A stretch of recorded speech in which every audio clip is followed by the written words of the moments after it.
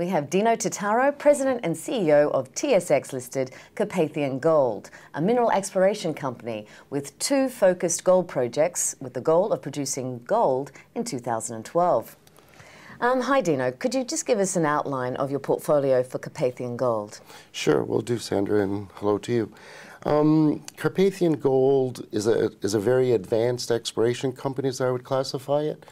Our business model is not to have one asset in one jurisdiction, and as you had indicated, we have 2 very advanced projects, one in Brazil, one in Romania, with the goal of our Brazilian assets to become a producer in the 100,000 ounce range per annum starting in probably mid-2012.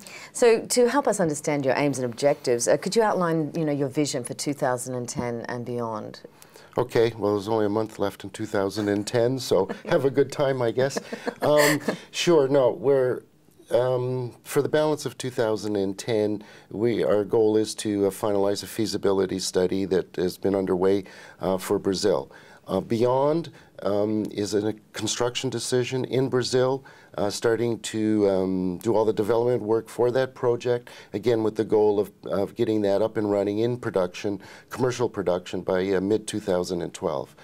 In addition to that, our big project in Romania, which is a copper and gold project, but dominantly gold, we will continue to advance that because that really is the huge, what I would call home run asset in Carpathian, but that will still take about another 3 years to develop and get permitted, at least 3 to 4 years, and into production.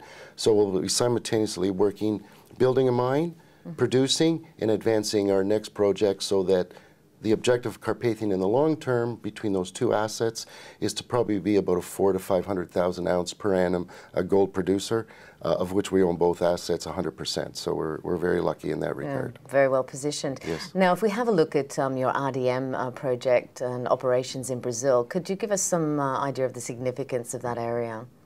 It's Brazil is a jurisdiction that everybody's very comfortable in from a mining point of view. It's a very bureaucratic jurisdiction, but everything gets done. Where we're particularly located, we'll be the only operating mine in that region. Since we've been there, though, we've had a number of our peer groups come along and acquire more ground around us. It's always a good sign. Which is a very good sign. I classify the Brazil project as what I say that sweet spot. That sweet spot of when you're a junior and you leapfrog to that mid-tier level, getting into that 100,000 ounce range. So plus or minus, we should be 100,000 ounces. Probably we'll start off for about 8 years of mine life production, but I do see in our gun sites that we could probably double up on that. So that will be something that we'll move forward on. Now, could you summarize the key features of the RDM project, which we understand has a combined global resource in excess of 1.5 million ounces? Sure. Our goal of that global resource of 1.5 million ounces, about 1 million ounces of that is confined with an open pit. Our goal is to get that open pit up and running first. It's easier, it's more cost effective, it's timely effective. Then additional to that, there'll be an on-strike extension to that open resource that we plan to develop, and there's also an underground resource that we plan to develop, and that's why I make this statement. All goes well, the open pit resource will be plus 8 years, and then hopefully we'll double up on that by those other extensions along strike and down dip. Okay, and so to get the open pit into production, what's timeline are we looking at? We've already started some of the construction, essentially, even though we haven't officially declared a construction decision. It'll take about 16 to 18 months to develop in that category, so that's why we're starting it now. Again, assuming that what always can go wrong will go wrong, but assuming everything works smooth, I'll call it the latter half of 2012, we'll commence production. Okay. Now, if we look at RVP, the Ravina Valley project, could you give us some idea of what's going on there and the prospect of licensing there? Sure. We've been, as the name indicates, Carpathian. This is where we started, was in Eastern Europe, Eastern Central Europe, and then from there we expanded to Brazil. We've been working on that project for a few years. That project to Carpathian we're very proud of. That is a discovery. That was not known. It's not an old legacy mine or anything. That project hosts almost 11 million gold equivalent ounces, of which about 7 million is gold and 1.5 billion pounds of copper. That project there, we still need about another 3 to 4 years. Because it is a discovery, we need at least 3 years of baseline studies from an environmental point of view, working on the permitting, etc. So we will we'll probably get very aggressive on that project in 2011 and beyond. That project, an initial study we've done and we've released to the public, will generate about 340,000 ounces of gold equivalent per annum. So it's a generation long. It's almost 20 years. Okay, so when it does, wow, and so when it does start, then you it's really a big will, one. Yeah, yeah, exactly. Mind you, it's about 10 times the capital cost to build that one than Brazil. Yeah, and so if we look at, could you just give us some mention about the copper that you also have with RVP? Sure, the copper, what we do in Romania is we'll be making a copper concentrate. Romania has a history of base metal mining and producing copper concentrate, so from an environmental, social, political point of view, it's a very easy process. The gold will report to the copper concentrate, and then we sell the concentrate, or we ship the concentrate to a smelter, and that's where we recover the and get paid for the gold. So unlike Brazil, where we'll make the nice yellow bar, we won't be doing that in Romania. We'll be making a concentrate and shipping that off. And then we get the credit for the copper and the gold. And so it's worth, you've got 1.45 billion ounces of copper. Pounds of copper, yeah. About 1.5 billion pounds of copper. And the copper, thank God we have copper. I love the commodity price in copper. I'm a bit of a gold bug, but having copper is really great.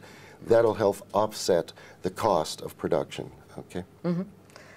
Okay, what are the financial resources that your company have? You've talked about, you know, for RVP, the huge amount of money you need for this, and we look at your other projects. What are your financial sort of plans? Sure.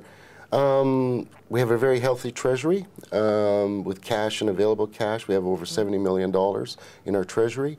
We also have a bank mandated who is currently doing their due diligence for the Brazilian project for close to up to another $100 million. We hope to get that finalized with the bank in early part here of 2011.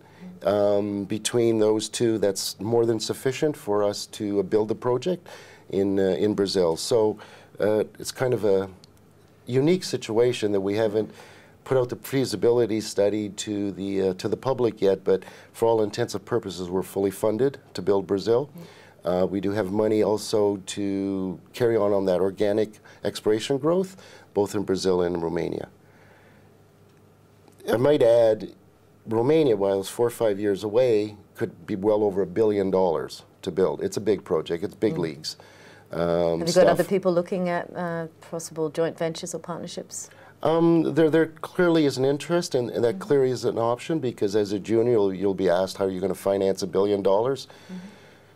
The cash flow from Brazil at $1,000 or $1,200 or $1,300 gold is very, very significant. If I can manage that cash flow appropriately, that represents all the cash I need to do what I would call my equity portion to build Romania, and the balance coming from the banks. So if we do this properly, we can joint venture it, we can bring in a partner, we can forward sell our copper and keep our gold, or the cash resources that we get from Brazil will allow us to go ahead and build Romania ourselves. So the future dilution, there'll always be a bit more dilution to shareholders, and we're very conscious of that and try to minimize it, but it would be probably very, very minimal from here on forward. And what sort of news can investors expect in the next 6 months from Carpathian? Sure. Several events. One, we'll announce the results of the feasibility for Brazil. We are drilling in Brazil in terms of exploration potential, so we know what our future growth is. That'll come about. And announcing our bank financing closing. In Romania, we are currently drilling there. We have put out what I would call some monster holes in Romania. They're very, very impressive. That program is ongoing, and you'll be able to expect more drill results from Romania.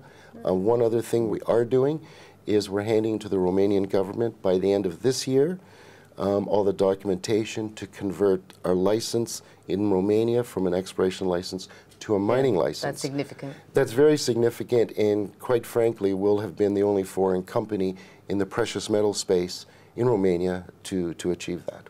And we should be awarded that license, if all goes well, the first quarter of next year. Mm-hmm.